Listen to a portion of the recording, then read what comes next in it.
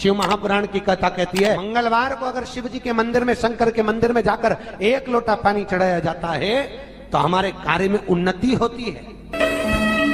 कोई व्यापार नहीं चलता हो, दिक्कत आ रही हो, तो हनुमान जी के दूसरे नंबर का भाई गतिमान का स्मरण करो। हनुमान जी के उल्टे पांव का सिंदूर लाकर गतिमान का नाम लेकर स्वस्तिक बना दिया जाए व्यापार वाली जगह पर, तो व्यापार अच्छा चलने लगता है महाराज। कोई व्यक्ति पैसा खा गया, नहीं दे रहा, बहुत परेशान हो गए, मांग मांग कर दे गए, नहीं दे रहा, हाथ जोड़ लिया, पांव जोड़ लिया, सब कुछ कर लिया, नहीं दे रहा, तो हनुमान जी के तीसरे नंबर का भाई रतिमान, रतिमान, गतिमान रतिमान, रतिमान का नाम लीजिए। पीपल के पत्ते पर लाल सिंदूर से जो व्यक्ति पैसा लेकर गया उसका नाम लेकर बहते हुए पानी में अपनी कामना कर रतिमान का नाम लेकर छोड़ दीजिए। 15 दिन में रतिमान ऐसी उतावली मानत मचाता है कि उसको हाथ जोड़कर वो खुद फोन लगाकर बोलता है, भैया तेरा मैं पैसा लौटा दूंगा। रतिमान का स्मरण किया जाता है। रतिमान, ध्यान दीजिएगा, हनुमान का एक स्मरण, पंचमुखी हनुमान का एक भाव। महाराज जैसे बहुत ज्यादा तकलीफ अगर व्यक्ति को हो गई है, बहुत कष्टमय जीवन चल रहा है, हार गए हर जगह से और तकलीफमय जीवन चल रहा है, तो पंचमुखी हनुमान का एक शिव महापुराण का और स्कंद पुराण का एक बड़ा सुंदर मंत्र है। उस मंत्र को आप सब एक बार हमारे साथ में बोलें। ओम नमो हनुमते रुद्र अवताराय सर्व शत्रु संहारणाय सर्व रोग हराय सर्व वशीकरणाय रामदूताय स्वाहा। बस इस मंत्र को हाथ में काली तिल लेकर, एक जौ लेकर और गूगल लेकर, थोड़ा सा उसमें गाय का घी डालकर, कंडे को या अग्नि को जलाकर इस मंत्र का 11 बार 21 बार जाप कर कर अपनी कामना कर कर छोड़ दीजिए। कैसा भी रोग हो, बीमारी हो, कष्ट हो, दुख हो, तकलीफ हो, 21 दिन के अंदर वो आनंद आना प्रारंभ कर देता है। इस मंत्र, स्कंद पुराण का, शिव महापुराण का ये मंत्र मूल पंचमुखी हनुमान सुख दे। और एक और चीज याद रखिए महाराज, यदि कोई काम के लिए जा रहे हो, कोई व्यापार के लिए जा रहे हो या नौकरी करने के लिए जा रहे हो और लगी नहीं रही, बहुत तकलीफ पा रहे हो, सर्विस ही नहीं लग रही, बहुत कष्टमय हो गया, तो निवेदन करूंगा 5 पीपल के पत्ते पर बेसन के 5 लड्डू घर में बने हुए, गाय के घी के 5 लड्डू रख लो। उस लड्डू के बीचों बीच एक आटे का दिया और उसमें तिल्ली का तिल डालकर इसी मंत्र का प्रयोग कर कर पंचमुखी हनुमान का किसी भी हनुमान के मंदिर में जाकर, दक्षिण मुखी हनुमान के मंदिर में जाकर उसको रख कर आ जाइए। इसके बाद आप उस काम के लिए जाइए, आपका काम सफल हो जाएगा। आपको किसी को नहीं कहना पड़ेगा कि हाथ जोड़ना नहीं पड़ेंगे, किसी के पांव नहीं पड़ना पड़ेंगे, तुरंत काम होगा। बस इस मंत्र का स्मरण कर कर पंचमुखी हनुमान का भूतेश्वर जो मंत्र है वो सुख देने वाला। पूरे घर में वास्तु के हिसाब से केवल एक दीवार ऐसी होती है जहां पर हनुमान जी का चित्र लगाया जाए।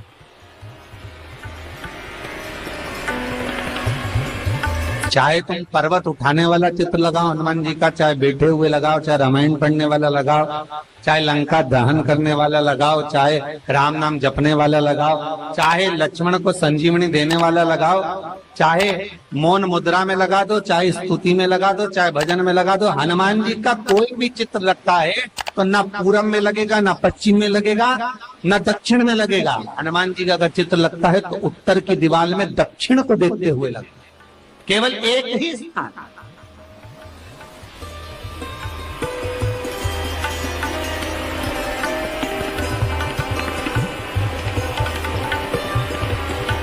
जैसे पूर्वजों के चित्र को, पितरों के चित्र को, गए हुए हमारे जीवों के चित्र को दक्षिण में विराजमान किया जाता है, उसी तरह हनुमान को उत्तर में विराजमान कर कर दृष्टि दक्षिण में कर दी।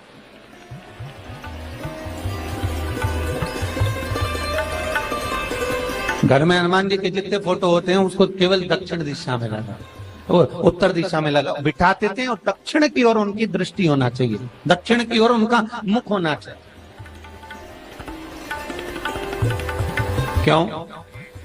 महाराज, अगर व्यक्ति के जीवन में कोई बीमारी आने वाली है, व्यक्ति के जीवन में कोई रोग आने वाला है, व्यक्ति के जीवन में अगर कोई कष्ट आने वाला है, व्यक्ति के जीवन में अगर कोई परेशानी आने वाली है, व्यक्ति के जीवन में कोई एक्सीडेंट का योग भी बनने वाला है, तो शास्त्र कहता है वो दिशा दक्षिण से ही बनता है।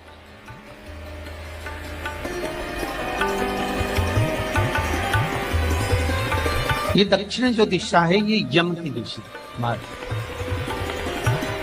यहाँ संपूर्ण परिवार के साथ यमराज अपने आनंद में निवास करते। और जब हमारे घर में, हम ये नहीं कह रहे कि आप हनुमान जी का फोटो लगाओ, हम ये भी नहीं कह रहे, आपके घर में हो और आपने अगर विराजमान कर रखा है किसी दिशा में, तो हमारा तो निवेदन रहेगा, अभी तक आपने अगर जैसा रखा, पर एक बार दिशा बदल कर देखना कि रोग, बीमारी, कष्ट, दुख, तकलीफ में आपको लाभ मिला कि ना। हनुमान जी ने केवल दक्षिण दिशा की ओर अगर मुख कर हमने विराजमान कर दिया, फोटो ही विराजित किया। हम ये नहीं कहेंगे आपसे कि आप बाजार से फोटो खरीद के लाओ फिर लगाओ, नहीं, आपके घर में हो तो आप लगा दें, आपके घर में हो तो विराजमान।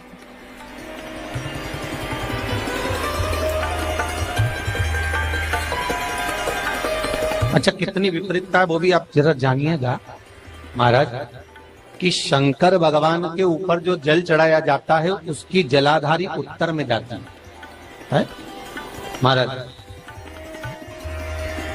भगवान शिव का जो जल जा रहा है वो उत्तर की ओर जा, और हनुमान जी को उत्तर में विराजमान कर मुख दक्षिण की ओर कर। क्यों?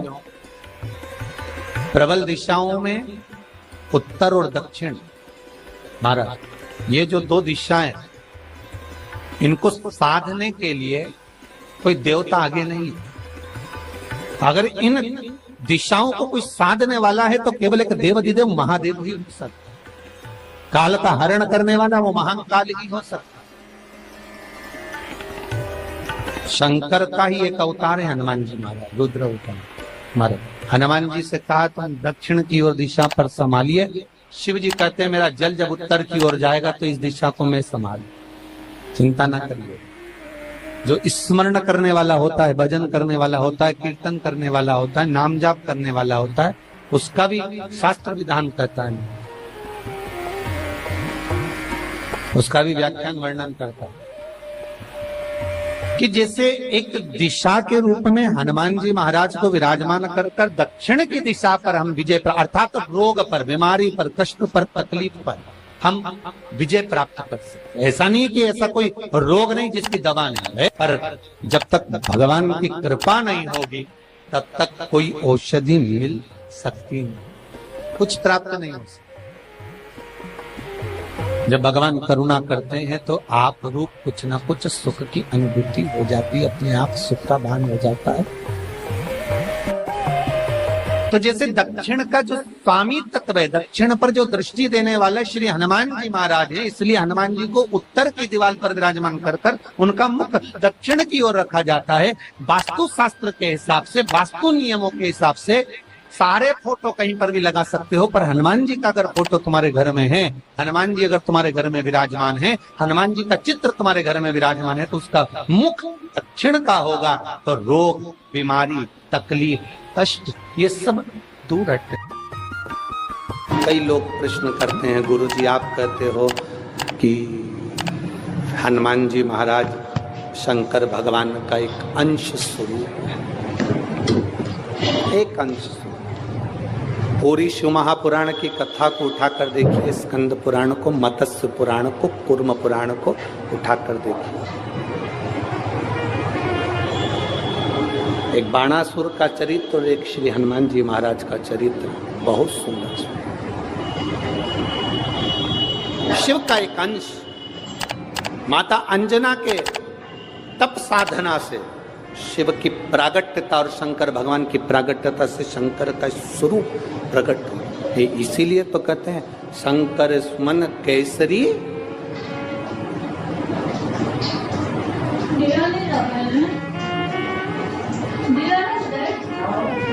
शिव का एक स्वरूप है हनुमान जी।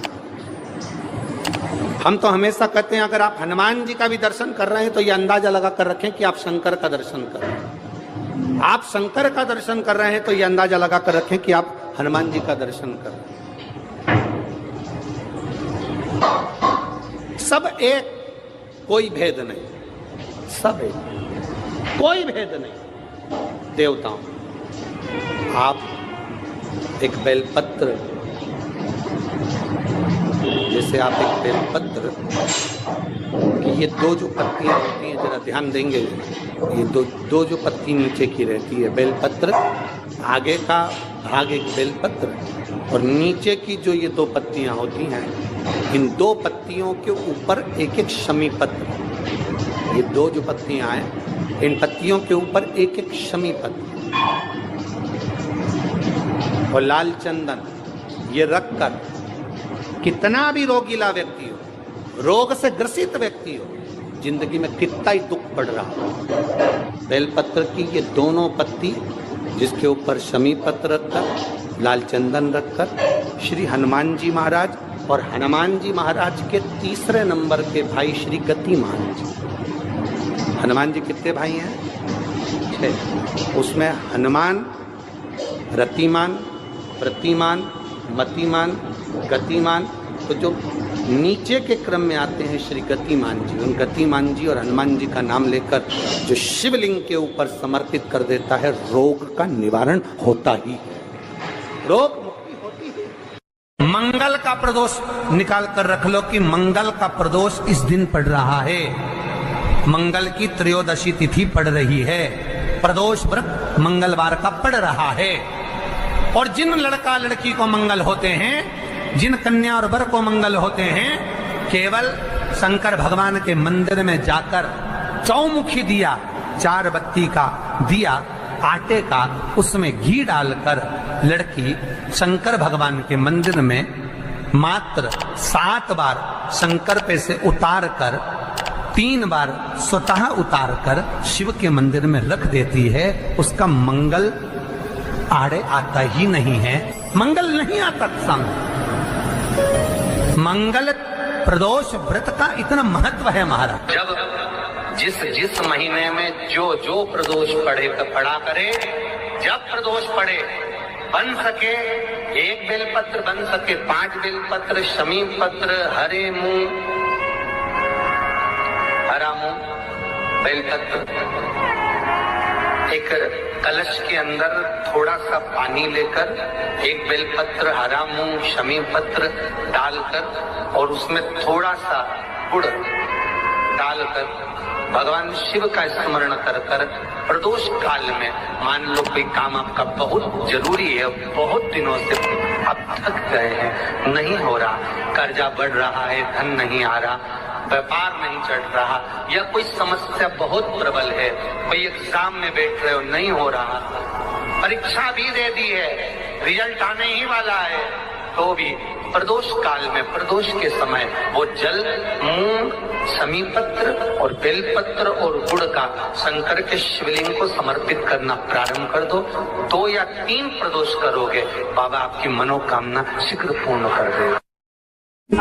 शंकर भगवान पर चढ़े हुए जल जब नीचे की ओर आता है, जिस जगह पर जल गिरता है उस जगह पर मात्र 1 दुर्वा प्रदोष के दिन अपनी कामना कर इस शरीर के सुख के लिए शंकर भगवान के जल गिरने वाले स्थान के पास में अवधूतेश्वर महादेव के नाम से रख दी जाती है, तो जिंदगी में कभी बड़ी बीमारी नहीं आती। उसी तरह जिससे रोग को समाप्त करने के लिए दुर्वा का प्रयोग किया जाता है। कभी ऐसा योग लगे आपके जीवन में कि आप जिस व्यापार को आपने करा उस व्यापार में आपको फल नहीं मिला, फिर आपने व्यापार चेंज करा, फिर बदल कर देखा, फिर उस व्यापार को कर देखा, उसमें फल नहीं मिला, फिर आपने वापिस व्यापार को बदलने का विचार किया, तो हमारा निवेदन रहेगा उस व्यापार को बदलने से पहले एक काम जरूर कर देखें। 3 स्थान पर बेलपत्र को चढ़ा कर देखिएगा। अगर आपको लगे कि मैंने व्यापार बदल लिया, एक बार बदला, कई लोग ऐसे भी होते हैं जो पैसा इकट्ठा करते हैं, धन एकत्रित करते हैं और कोई व्यापार ऐसा कर लेते हैं जिस व्यापार में धन चले जाता है तो वो धन वापिस नहीं आता महाराज, वो व्यापार का धन वापिस नहीं आता। तो बड़े दुखी होता है कि भाई मेरा गया हुआ पैसा नहीं आ रहा, मैं बड़ा कष्ट में हूं, मेरा खुद का ही आ जाए ना तो मैं निहाल हो जाऊं, मेरा अपना ही नहीं आ रहा जो गया हुआ है तो मैं क्या वर्णन करूं उसको, क्या। उनके लिए भी ये प्रयोग, ये शिव विद्येश्वर संहिता का ये भाव बड़ा सुंदर है। आप व्यापार पर व्यापार बदल कर देख लिए, धन भी हमारा कहीं डूब गया, आ नहीं रहा है, तो प्रयास करना 3 स्थान पर चढ़ाई गई बेलपत्र हमें सुख का अनुभव करा। बहुत ध्यान लगाइए। पहला, अशोक सुंदरी की जगह। अब ये बेलपत्र जब भी आप चढ़ाएंगे तो रविवार की अगर प्रदोष पड़ जाए, कौन से दिन? रविवार की प्रदोष के दिन ये प्रयोग अवश्य कर देखिएगा। ज्यादा बार नहीं करना है, केवल एक ही बार करना, बाबा स्वयं कृपा करेगा। अपने मंदिर में, अर्थात अपने घर के पास कोई मंदिर हो, शिवालय हो, देवालय हो, जहां शंकर भगवान विराजमान हो, शिवलिंग हो, ऐसी जगह पर अवश्य करें। हमें कहीं दूर जाकर ये प्रयोग नहीं करना, अपने शिवालय, अपने जो घर के आसपास में शिवालय हो वह। एक बेलपत्र अशोक सुंदरी वाली जगह। अब उसको अशोक सुंदरी की जगह पर भी चढ़ाने का तरीका क्या है? जब हम बेलपत्र चढ़ाएंगे तो उस बेलपत्र को चढ़ाते समय आपकी जो बेलपत्र की डंडी है, वो बेलपत्र, रविवार प्रदोष के दिन का ये उपाय है महाराज। ये बेलपत्र की जो डंडी है, इस डंडी का भाग शिवलिंग की ओर होना चाहिए। ये जो डंडी है, इसका भाग अशोक सुंदरी पर जब चढ़ाएंगे तो शिवलिंग की ओर इसका भाग होगा महाराज। दूसरी, बेलपत्र को जब हम समर्पित करेंगे, जया, विषहरा, शामरीवारी, दौतली, देव, मान लो जलाधारी ऊपर नहीं है शंकर जी के, तो उसका स्मरण कर 5 कन्याओं का नाम लेकर, जया, विषहरा, शामलीवारी, दौतली, देव, इनका स्मरण कर शंकर भगवान के शिवलिंग पर बेलपत्र रखेंगे। बेलपत्र कहाँ रखना है? आप अगर यहां बैठे हो तो आपके विपरीत में डंडी का मुख होना चाहिए। ये बेलपत्र की जो डंडी है, इसका मुख आपके विपरीत में हो। आप यहां बैठे हो तो डंडी उधर होगी, आप इधर बैठे हो तो डंडी का मुख इधर होगा, आप उधर बैठे हो तो डंडी का मुख इधर होगा। आपके ठीक विपरीत की ओर डंडी का मुख हो। ये 2 जगह बेलपत्र समर्पित करने के बाद तृतीय बेलपत्र शिवलिंग की जो जलाधारी है, जहां पर भगवान शंकर का शिवलिंग रखा है,